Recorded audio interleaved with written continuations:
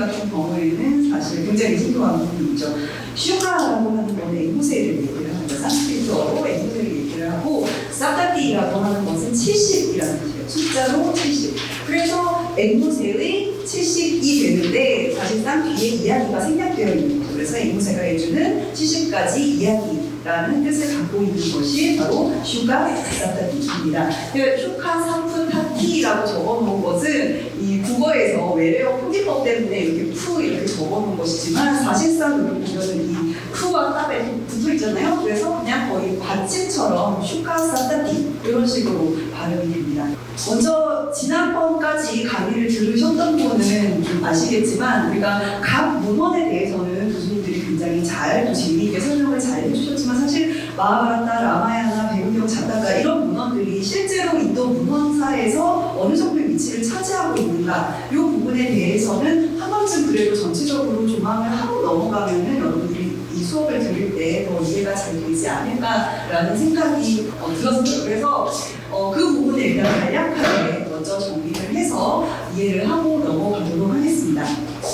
가장 먼저 이 시기적으로 보면 이쪽이 더 옛날이고 저쪽이 더 현대라고 생각을 하시면 돼요. 그래서 과거에 거의 대략적으로 이 시기라고 되어 있는 것은 대략이라는 뜻이에요. 그래서 대략 거의 기원전 1200년 혹은 1500년까지 소문이 되기도 합니다. 그러니까 기원전 10세기에 걸쳐서 만들어진 문헌인데 그게 리그베다라고 하는 문헌이에요. 이거 베다라는 단어 혹시 들어보셨나요? 자, 베다라고 하는 인도에서 오늘 가장 초창기에 이루어진 아리안들이 이주를 해서 만든 문헌이에요. 그래서 이 베다라고 하는 것은 이 인도 아리아어가 유럽어와 마찬가지고 어근에서 파생이 되는데요. 리드라고 하는 어근에서 나왔어요. 리드라고 하는 것은 무언가를 알다, 지혜를 습득하다 이런 뜻을 가지고 있거든요. 그래서 여기에다가 R을 붙이고 이 모음이 강화가 돼서 베다라는 단어가 만들어졌습니다. 그래서 메다는 이것이 알다라는 뜻이니까 메다는 그럼 어떤 뜻이겠어요? 지식이라는 뜻을 가지고 있습니다. 그래서 어떤 지혜를 갖고 있는 문헌이라고 얘기를 할 수 있을 텐데 우리가 쉽게 뭐 메다 아니면 우파니샤드 이렇게 얘기를 한 단어로 얘기를 하지만 사실 메다든 우파니샤드든 책 한 권으로 이루어져 있는 것이 아니에요. 이거는 굉장히 오랜 시간에 걸쳐서 여러 사람에 의해서 편집되고 혹은 구전이 되어서 이루어진 굉장히 방대한 문헌군입니다. 그래서 리그베다를 시작으로 해서 베다 혹은 우파니샤드에 이르기까지 사실상 이 시기에는 거의 종교 문헌이 차지를 하게 됩니다. 그리고 나서 기원전 400년 경부터 기원 후 400년 사이에 형성된 것이 바로 고전 서사시. 우리가 서시가 고전 쭉 배워왔던 마하바라타라든가 라마야나 이런 서사시들이 바로 이 시기에 형성된 거죠. 그리고 이 시기에 함께 성장하게 되는 것이 바로 puranā라고 하는 문헌입니다. puranā 혹시 들어보셨나요? puranā라는 말은 옛날 것, 그러니까 예전부터 전해오는 것이라는 뜻이에요. 아주 오래된 것. 그래서 이 puranā라는 문헌들, 이거 역시 puranā라는 문헌군을 이루고 있는데 이 puranā 문헌군에 들어있는 이야기들을 보통 신화 혹은 전설 혹은 왕들의 계보라던가 혹은 성자들의 계보 이러한 것들이 굉장히 복합적으로 들어가 있는 문헌입니다. 그리고 이 puranā 역시 서사시만큼이나 굉장히 오랜 시간에 걸쳐서 다양하게 형성이 되는데요. 특히 이 puranā와 마하바라타, 라마야나 같은 경우에는 우리가 잘 알고 있는 힌두교, 그러니까 힌두이즘이라고 불리는 그 종교 문화의 근간을 이루게 되는 것이 바로 이러한 문헌들이 되겠습니다. 그리고 이 시기, 그러니까 기원전 400년부터 해가지고 한 800년까지 전성기를 누리게 되는 고전 산스크리트 문학이라고 하는 것들이 있습니다. 이거는 말 그대로 고전 산스크리트어로 지어진 문학 작품들을 얘기를 하는데요. 이거는 이 시기를 전후로 해가지고 이 리그베다 혹은 베다 우파니샤드와 똑같이 산스크리트로 적혀져 있지만 이 시기에 굉장히 유명한 문법가가 한 명 등장을 해요. 이름이 빠닌이라고 하는데요. 이 빠닌 이름이 굉장히 맛있는 느낌이 그래서 이렇게 구글에 빠닌이 이렇게 영어 단어로 검색을 해보면은 맛있는 샌드위치가 등장을 하는 것을 보실 수가 있는데 어쨌거나 이 맛있는 이름을 가진 문법가가 등장한 이후에 고전 산스크리트, 그러니까 기존의 베다와 우파니샤드에서 사용했던 산스크리트어와는 다른 좀 좀 더 정비된 느낌의 문법이 생성되게 되었고 그것을 바탕으로 해서 굉장히 아름다운 문체를 가지고 있는 산스크리트 문학이 굉장히 꽃을 피우게 됩니다.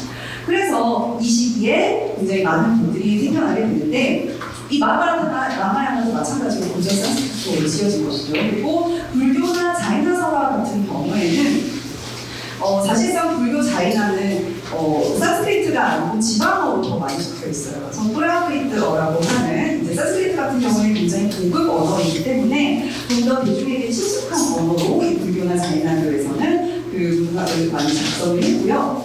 그리고 그 이후에 그러니까 기원전 한 7세기부터 시작을 해가지고 주요 설화집이 편찬이 됩니다. 물론 설화가 형성되는 것은 훨씬 이전이에요. 왜냐면은 여러분 잘 생각해보세요. 이 전까지 베다와 우파니샤드 요 시기에 여러분 글자가 있었을까요? 네, 없었습니다. 그러니까 베다와 우파니샤드라고 하는 것은 구전 전통을 얘기해요. 그러니까 구전 전통을 통해서 입에서 입으로 사제들끼리 전해져서 서로 가르쳐주고 제자들에게 가르쳐주고 해서 그대로 전해져 내려온 거거든요. 그런데 우리가 이제 되게 쉽게 구전 전통, 내가 이것을 가르쳐주면은 제자가 이걸 기억해서 또 다음 세대에 넘겨주고 뭐 이렇게 생각을 할 수 있는데 이 구전 전통이라고 하는 것이 사실은 굉장히 엄격하고 힘든 과정으로 이루어져 있습니다. 이 베다의 구전 전통과 관련된 동영상입니다. 여기 보면은 여기 등장하는 이 사람들은 전부 다 브라민들입니다. 그러니까 사제 계급에 속하는 사람들이고 이 사람들은 베다와 우파니샤드를 위시한 이 베다 문헌품 전체를 암기해야 되는 수명을 지니고 있죠. 그래서 굉장히 어렸을 때부터 이것을 배우고 자기 스승에게서 배운 것을 그대로 기억해서 다음 세대에 넘겨주는 그러한 역할을 하고 있습니다. 그래서 그 화면에서는 잘 안 보일 수도 있지만 여기 보시면은 이 브라민이라고 하는 특징이 어디에서 나타나는 여기 실 보이시나요? 네, 여기 목걸이 같이 약간 옆으로 이렇게 걸려있는 얇은 실이 있는데 이 실을 걸고 있는 사람은 브라민이라는 뜻이에요. 그래서 이 사람들이 읽는 것을, 외우는 것을 한번 잠시 감상을 해보도록 하겠습니다. 꼭 우리가 무슨 안전까지 하는 것처럼 문율에 맞춰가지고 외우는 것을 하시죠. Vedic heritage embraces a multitude of texts and interpretations that are collected in 4 Vedas, commonly referred to as books of knowledge, even though they have been transmitted orally. Veda is an anthology of sacred hymns. The outstanding value of the Vedic tradition lies not only in the rich content of its oral literature, but also in the unique and ingenious techniques employed by the Brahmin priests in preserving the texts intact over thousands of years.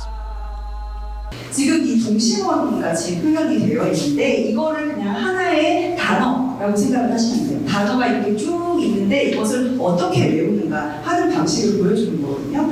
그런데 자, 여러분이 생각했을 때 내가 기억할 수 있는 가장 긴 글은 몇 장 정도 될 것 같아요?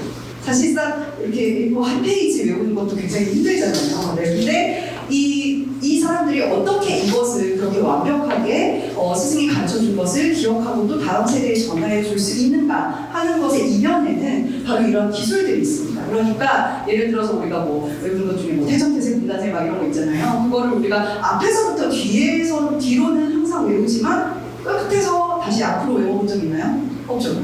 네. 그리고 태정, 태세라고 하는 이 글자를 하나씩 잘라가지고 태정, 태 뭐 이런 식으로 모아서 외운 적도 없죠. 하지만 이 브라민들은 이것을 다 합니다. 그러니까 앞에서도 한번 외우고 뒤에서도 한번 외우고 중간에 이걸 잘라가지고 덩어리로도 외우고 중간에 하나씩 띄워가고도 한 번씩 외우고 이런 방식으로 이 문헌을 샅샅이 훑어가지고 이것을 운율에 맞추어서 기억을 하기 때문에 이 구전 전통이 그대로 계속해서 유지가 될 수 있었고 그 다음 세대로 이어질 수 있는 근간이 되었던 것이죠. 그래서 그것을 이 동영상에서는 약간 시각적으로 표현을 해주고 있습니다. 그래서 소리를 잘 들어보면은 이 브라민이 이거를 그대로 쭉 읽는 게 아니라 앞으로 갔다가 뒤로 갔다가 하면서 읽는 것을 볼 수가 있어요.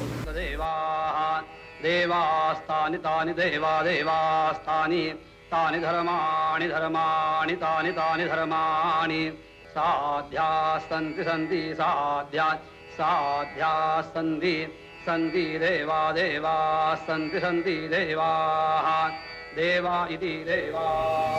네, 이렇게 외우는 방식으로 구전이 이루어졌다는 것을 알 수가 있죠. 그런데 여기에서 우리가 하나 기억을 해야 될 것은 우리가 보통 구전 전통이라고 했을 때 이것을 구비 문화와 구별을 해야 될 필요가 있습니다. 그러니까 이 베다와 우파니샤드라고 하는 문헌은 사실상 종교적인 문헌, 신들을 찬탄하고 혹은 제사를 지내기 위해서 만들어진 문헌. 사실상 이제 슈르티라고 해가지고 사실 신에게 들은 그대로를 읊는 문헌이라고 얘기를 하는데 이것은 우리가 앞으로 이제 설화라든가 이런 뭐 서사시 이런 곳에서 보게 될 그 문학 작품들과는 차이가 있습니다. 그래서 기존에 있던 그 정보들을 토시 하나 틀리지 않고 기억하는 것이 중요한 반면에 우리 뭐 서사시라던가 아니면 특히 설화문학 같은 경우에는 얼마든지 이것을 고쳐가지고 구비시킬 수 있습니다. 예를 한번 들어보면은 우리가 A라는 사람이 있고 A라는 사람이 B와 C에게 똑같은 얘기를 해줬어요. 그 같은 자리에서 그 이야기를 듣고 나서 B와 C라는 사람이 각각 다른 곳으로 가서 다른 사람들에게 그 이야기를 해줄 때 B와 C가 A에게서 들었던 똑같은 얘기를 그대로 해줄 수 있을까요? 아니죠. B는 B 나름의 어떤 경험이 있었을 것이고 자기가 중요하다고 생각하는 그 이야기에서 중요하다고 생각하는 것이 있었을 것이고 그리고 내가 전하고 싶은 어떤 것이 있었을 거예요. 그리고 그것은 C도 마찬가지겠죠. 그래서 우리 설화와 같은 구비문학 같은 경우에는 이 B와 C처럼 자기 마음대로 자기가 원하는 어떤 도덕이라던가 윤리 혹은 정치적인 목적, 종교적인 목적에 따라서 이러한 구비된 것들을 마음대로 고치고 편집하고 수정하는 것이 가능했습니다. 그렇기 때문에 우리가 이따가 보게 되지만 슈카사파티라고 하는 이 문헌도 그 전해지는 정보이 굉장히 다양하고 일정하지가 않아요. 그래서 문화마다 굉장히 다르게 전승이 되었고 또 다르게 정착이 되어 있는 것을 볼 수가 있고 사실은 그것이 또 설화문학을 공부하는 또 다른 재미가 되기도 합니다. 자 그러면 이렇게 구전이 계속되다가 어느 순간부터 사람들이 이제 문자가 생기고 문자를 쓰기 시작을 하면서 이것을 기록을 하게 됩니다. 그런데 이 기록을 하는 것도 우리가 지금처럼 지금 사실 우리는 문헌이 하나 있으면은 이것을 그대로 컨트롤 C, 컨트롤 V 해가지고 똑같은 문헌을 사실 수백 개, 수천 개를 그대로 만들어낼 수 있어요. 그렇죠? 그런 시대에 우리는 살고 있지만 이 시대는 그렇지 않습니다. 그래서 이 시대에는 책을 이렇게 한 권을 만들려면은 여기 보면은 이 책이라고는 하지만 사실 이것도 종이가 아니에요. 지금 폐엽경이라고 되어 있죠. 이 폐엽이라고 하는 것은 파우트리 그러니까 야자나무 혹은 페가나무라고 불리는 이 나뭇잎을 굉장히 여러 가지 공정을 거쳐가지고 마치 종이처럼 무언가를 쓰기 좋은 종이처럼 만들어 놓은 거예요. 그리고 이것을 하나하나 다 여기다 철필로 새기고 거기에다가 먹을 입히고 해서 만들어진 것이 바로 이 폐엽경과 같은 형태의 사본들입니다. 그러니까 지금처럼 종이가 쓰이기 이전에는 사실상 이런 회엽경, 그러니까 팜나무에서 이 잎을 따가지고 만든 회엽경이라던가 이것은 주로 남부지방이고요. 그리고 북부지방 같은 경우에는 벌치박이라고 해가지고 그러니까 자작나무 껍데기, 자작나무 여러분 어떻게 생겼는지 아시나요? 왜 이렇게 하얀데 약간 줄무늬 이렇게 가로로 있는 자작나무 있잖아요. 자작나무를 얇게 껍질을 벗겨내면 그것이 마치 종이처럼 되어 있습니다. 그래서 거기에다가 글자를 쓴다든지 하는 방식으로 이 사본이 전해지게 되는데요. 그래서 제가 일단은 이 폐엽경이 스리랑카에서 특히 이 불경이 전해지면서 이 폐엽경이 과거에 만들던 방식 그대로 여전히 만들어지고 있어요. 지금 여기에 이제 보면은 폐엽경을 보면 거의 직육면체 모양으로 이렇게 길게 형성이 되어 있잖아요. 한 번이라고 하는 것이. 근데 그것과 매우 유사한 형태가 지금 제 뒤에도 있는데 브라마, 사라스바티 둘 다 베다와 관련이 있는 신이에요. 그래서 특히 이제 손에 베다를 들고 있는 모습이 많이 보이는데 여기 보면 브라마가 왼손에 들고 있는 게 마치 지금 잘 세부적으로는 보이지 않아서 꼭 분필처럼 생겼지만 그 분필이 아니고 이것이 바로 저런 방식으로 형성된 경전을 얘기해요. 그리고 아까 얘기를 드렸던 것처럼 북쪽 지방에서는 이제 자작나무 껍데기를 가지고 이런 매주들을 만들게 되는데 이런 사본의 취약점이 있어요. 그러니까 회엽경 같은 경우에는 남쪽이니까 습하고 그리고 이게 잎사귀잖아요. 잎사귀를 음식으로 하는 아이들이 있어요. 애벌레. 그래서 애벌레들이 항상 이걸 보관을 해놓으면 막 이렇게 길을 따라서 이렇게 먹어가지고 벌레 먹는 그런 회엽경을 많이 볼 수가 있고 이 번지방 같은 경우에는 이 날씨가 이제 막 안 좋고 그 기후가 오바로 이게 이제 보호가 되지 않으면은 이게 돌돌 말아서 보통 이제 보관을 하는데 그게 굳어서 바스라지게 됩니다. 그래서 이 사본을 굉장히 보존하기 힘들어서 이제 나중에 이 사본 연구하는 사람들이 이거를 어떻게 했냐면은 거의 똘똘 말려가지고 그냥 원기둥처럼 되어 있는 이 고치방 사본을 거의 약품 같은 걸 막 떨어뜨려가지고 핀셋으로 이렇게 하나씩 이렇게 펼쳐가지고 이 사본의 연구를 하기도 해요. 그래서 어쨌거나 이런 방식으로 이제 사본이 형성이 되는데 이 철학문학 같은 경우에도 바로 이러한 이제 물론 이것보다는 좀 더 후대일 수도 있겠습니다만 종이가 한 8세기 무렵부터 인도에 들어와가지고 그 이후로는 종이 사본이 발견이 되거든요. 그래서 그때부터 이제 시작해가지고 이 인도 설화 같은 경우에도 다양한 어떤 필사본들이 전해지게 되고 지방마다 다른 지방어를 사용해가지고 각자의 필사본을 가지게 됩니다. 자, 그러면 설화문학이 어떤 것인가에 대해서 공부하도록 할게요. 자, 설화 말 그대로 이제 뭐 이야기 문학을 얘기를 하는 거죠. 그래서 신화라던가 민담, 전설과 함께 국위문학 분야에 속하는 문학 장르를 얘기를 합니다. 그래서 서사문학, 그러니까 이야기, 줄거리를 플롯을 가지고 있는 이 문학을 얘기를 해요. 그래서 보통 이 신화나 민담, 전설이 설화까지 다 합해서 이 서사시의 여러 가지 요소들을 구성을 하게 되죠. 그리고 이것은 말하자면 여러 사람들이 참여해서 만드는 하나의 이야기 덩어리가 되기 때문에 화자나 편집자에 따라서 굉장히 이야기의 수정이 쉽게 이루어집니다. 이 부분은 아까 제가 말씀을 드렸었죠. 똑같은 이야기 원본을 가지고 있더라도 화자가 어떤 사람이냐에 따라서 전혀 다른 이야기로 각색될 가능성이 굉장히 큰 것이 바로 설화문학의 특징이라고 얘기를 할 수가 있겠습니다. 이 왼쪽에 있는 이 그림도 역시 사본인데요. 이거는 히토바데샤의 사본이에요. 이 히토바데샤라고 하는 건 이따가 나오겠지만 빠짜탄트라를 말하자면 고쳐서 새로 정비한 그 설화집입니다. 주로 이제 우화, 그러니까 동물들이 나오는 이야기를 담고 있고요. 사본 가운데는 특히 후대에 들어가게 되면은 이렇게 다양한 색깔이나 그림 같은 것을 넣어가지고 마치 책처럼 이렇게 만드는 경향도 볼 수가 있습니다. 자, 그러면 이렇게 설화가 전승되고 변형되는 과정에서 그럼 우리나라 혹시 설화에 이것이 영향을 미치지는 않았을까라는 궁금증이 들 법도 한데 우리나라 설화에도 분명히 이 인도 설화의 흔적이 남아 있습니다. 그런데 대표적으로 우리나라 고비 설화 중에서 특히 무가 여러분 뭡니까? 이 무당들이 굿을 할 때 이렇게 읊게 되는 서사무가들이 있죠. 그러니까 어떤 신이 어떤 내력을 가지고 있는가, 혹은 이 굿이 어떤 내력을 가지고 있는가를 이렇게 얘기를 거의 노래를 부르듯이 이제 박자에 맞춰가지고 얘기를 하는 것을 볼 수가 있는데 그 전해지는 지역에 따라서 똑같은 구조를 가지고 있는 설화가 하나는 불교색을 강하게 띠고 있고 하나는 그것을 띠지 않고 있는 모습을 볼 수가 있습니다. 그래서 한경도, 그러니까 북쪽 지방에서 창세가라고 하는 최초의 인간이 만들어지게 된 그 내력을 설하고 있는 무가가 있는데 이 무가 같은 경우에는 성가와 미륵이 등장을 하게 됩니다. 성가와 미륵 둘 다 부처죠. 근데 성가는 여러분 무슨 뜻입니까? 샤키야에서 나온 말이에요. 이 샤키야라고 하는 거는 원래는 샤카에서 나온 건데 샤카 역시 나무 이름이거든요. 이 샤카 나무가 가득 있는 어떤 지방에 있는 그 종족을 칭할 때 우리가 샤키야족이라고 하고 우리가 성가본이라고 부르는 이 사람도 사실은 샤키야족의 성자다 라는 뜻을 가지고 있어요. 그러니까 이거는 우리가 성가모니, 한가모니 이렇게 부르지만 고유명사가 아닌 겁니다. 이것은 보통명사예요. 그러니까 물론 우리가 샤키야문이라고 하면은 을에 그 사람을 지칭하는 거야 라고 생각은 하지만 사실은 보통명사인 거죠. 미르, 마이트레야라고 합니다. 이 마이트레야 같은 경우에는 미트라라는 단어에서 나왔어요.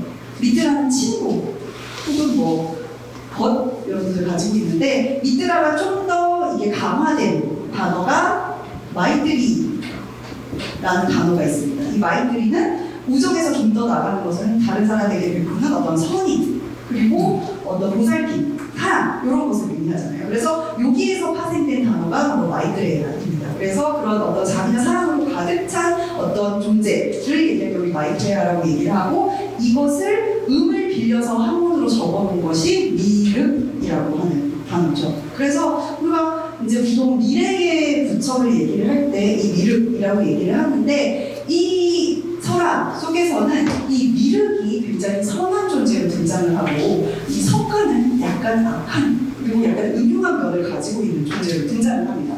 왜냐하면 샤키야문이라고 하는 것은 현재의 문화예요. 근데 당시 사람들이 이 현재 내가 살고 있는 세상을 어떻게 보면 굉장히 부정적으로 굉장히 살기 힘든 곳으로 바라보는 그러한 입장이 존재했다는 것을 우리가 알 수가 있고요. 반면 조금 더 시간이 지나면 조금 더 미래에는 더 좋은 어떤 지도자가 올 거야 라고 하는 기대를 가지게 되어서 이 마이트레야에 굉장히 선한 면을 부여를 한 거죠. 그래서 이 성가와 미륵이 대립돼가지고 결국에는 이 성가가 속임수를 써서 승리를 하는 겁니다. 그래서 이 세상을 다스리게 된다. 뭐 이런 식의 이야기가 있고, 한편으로 제주도. 자, 제주도라고 하면 우리나라의 가장 남단. 그러니까 상대적으로 불교의 입김이 덜 닿은 지역이에요. 그래서 지금도 제주도에 가보시면은 여전히 어떤 당대의 천지신명 같은 어떤 그런 신들이 살아있는 것을 볼 수가 있어요. 신화 같은 것들이 살아있는 것을 볼 수가 있는데, 여기서는 천지왕 본풀이라고 하는 본풀이가 있습니다. 본풀이라고 하는 거는 그러니까 내력을 풀어준다는 얘기예요. 그래서 이 소멸왕과 대멸왕, 그러니까 성과와 미륵처럼 똑같은 구조로 소멸왕과 대멸왕이 대립을 하게 되고, 소멸왕이 좀 더 사악한 면모를 가지고 있었기 때문에 속임수를 써서 대멸왕을 이기게 되고, 결국은 그래서 소멸왕이 현재를 다스리게 되었다. 이가 세상을 다스리게 되었다 하는 내용을 담고 있는 것이 바로 이 천지왕 본풀이가 되겠습니다. 그러니까 똑같은 구조를 갖고 있되, 위에 있는 북쪽에서는 불교설의 어떤 영향을 받아서 불교적인 색채가 강의되었고, 아래쪽에 있는 제주도 같은 경우에는 그냥 본래의 어떤 색채를 그대로 유지하고 있는 것을 우리가 볼 수가 있습니다.